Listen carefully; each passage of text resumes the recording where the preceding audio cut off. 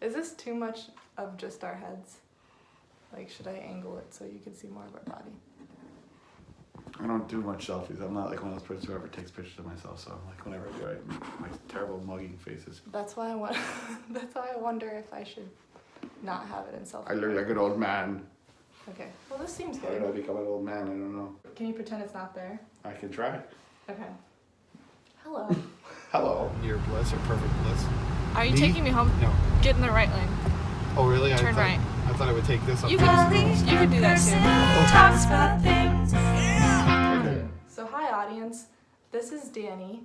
He is an INTP 5-wing-4, but he's not down the rabbit hole of MBTI and typology like I am. 5-wing sounds like a Star Wars That's an Enneagram. starfighter. Yes, he's a starfighter. He's not into MBTI, but he is into some obscure passions such as music history, not just regular music history, but weird bands. Yes. Would you like to explain yourself?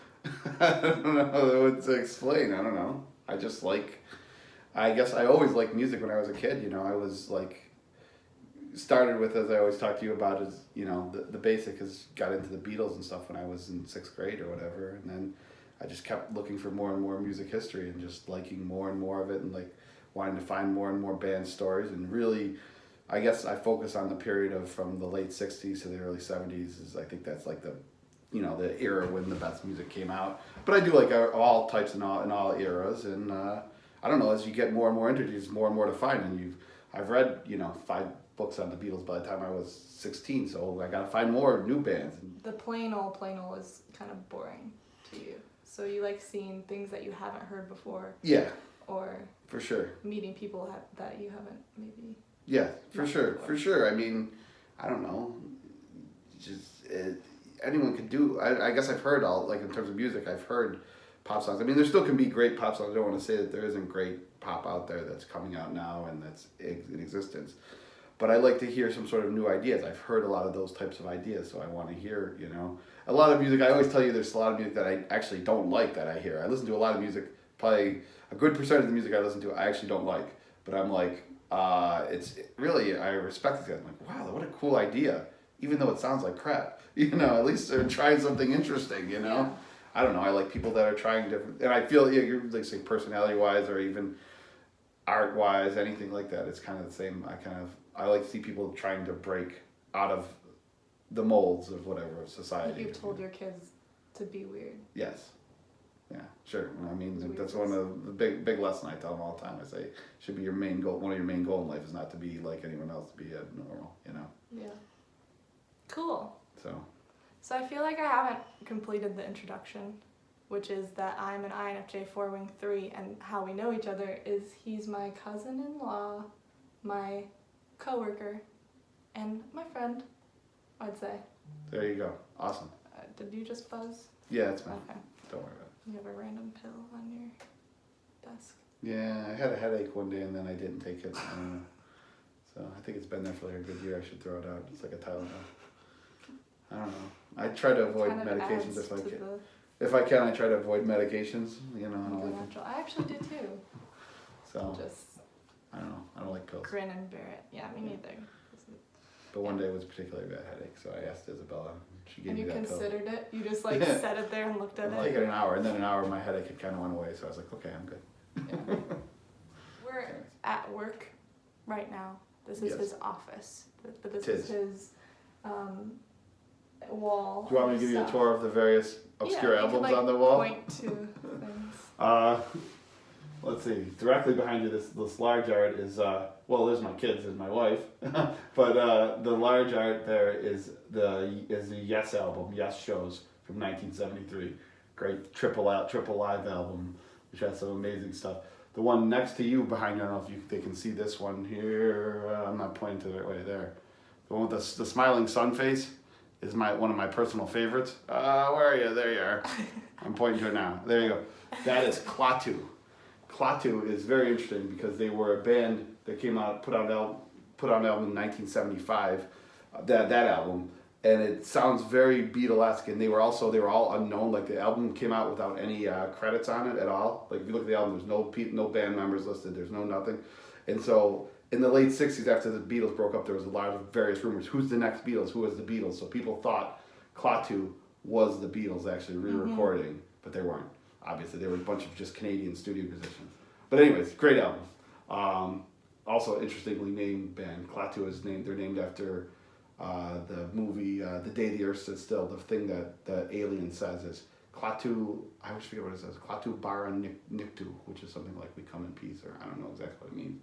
But anyways, it's a very famous saying that was said in the movie, and that's how they got their name. Oh. So very interesting. Then behind it, way up there, is some King Crimson and just various other stuff.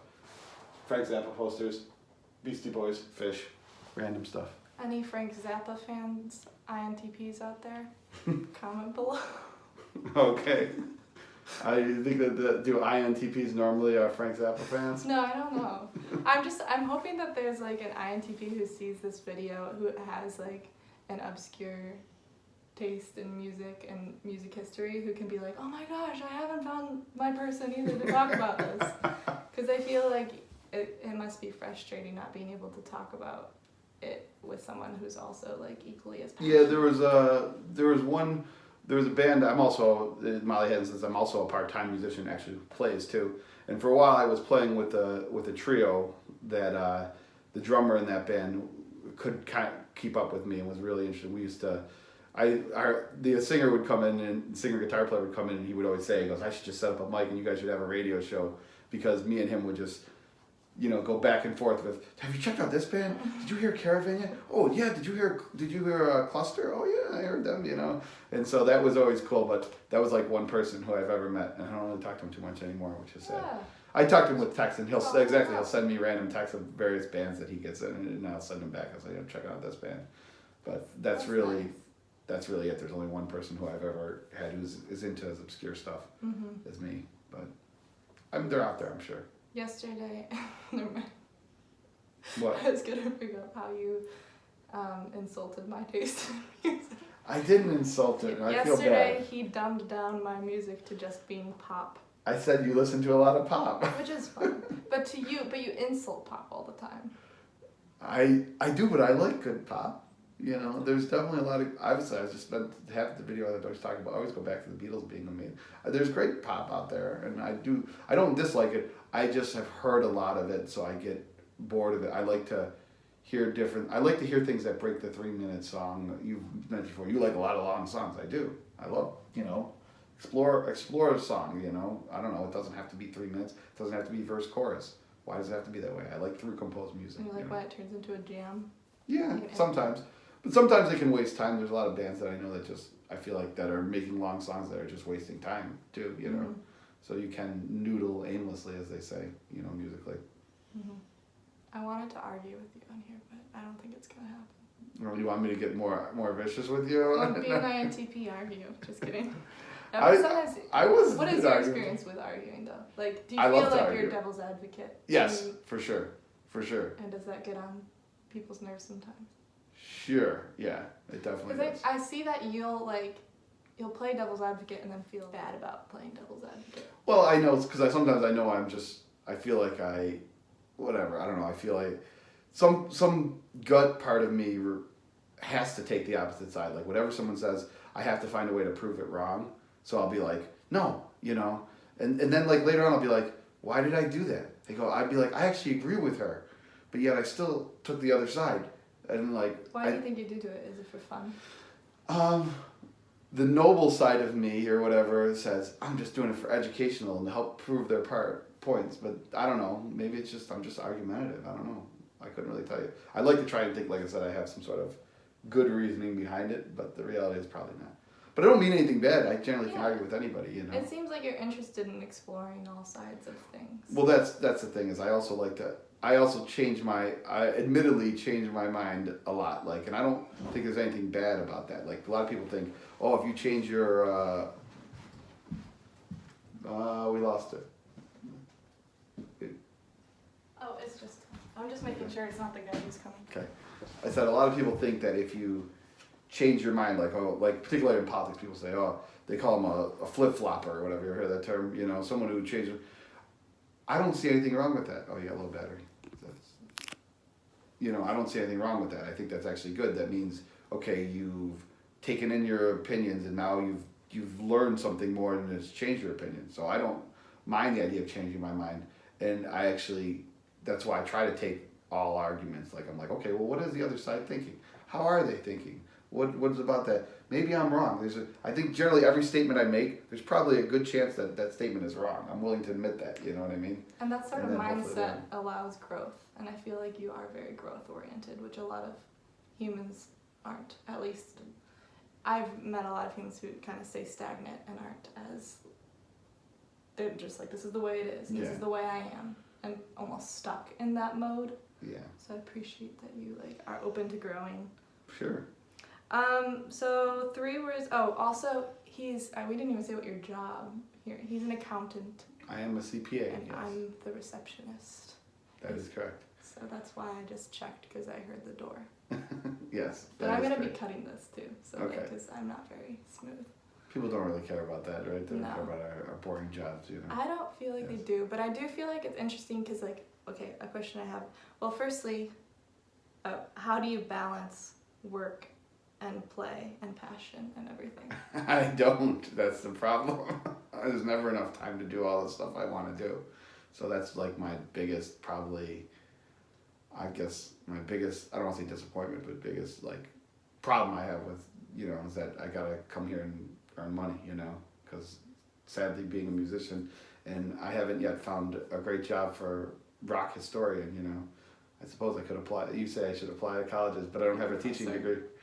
But so yeah, so I don't, I mean, I try to, you know, I have so many passions that I have, like, outside of, she didn't also mention that I'm also a huge board gamer freak, and I love gaming in general. Like, I grew up playing Dungeons and Dragons as a kid, so that kind of morphed into other board games, games of strategy. I try and apply that in my children too. I'm very into that because I believe board games push critical thinking, and they help assess situations and how to think in certain ways, you know, improve your thinking. So anyway, so I'm a big board gamer too. So that's another one of my passions and it's tough, yeah, for sure. You know, I'm like, today I'm going around, I'm not going to be home by till like 11 o'clock when I get home, because I have band practice, and then I have work till 5, then band practice, and then I'm going over to my brother's for board gaming. So it's like, it's crazy, but you try and do it all. I don't know. I don't really balance it too well. I do the best I can, but I always want more time. Yeah, more time would be nice to just pause life and then just get to do whatever. Yeah. Well, there's just so much. There's just so much that I don't know. So much that I want to do. So much to learn. So much to study. You know, and so I don't know. I guess I'm just into You are that. very good at your job. Well, thank you. I appreciate that. But there isn't the passion to kind of back it up, or is there a satisfaction in sort of? Well, there's two parts of accounting.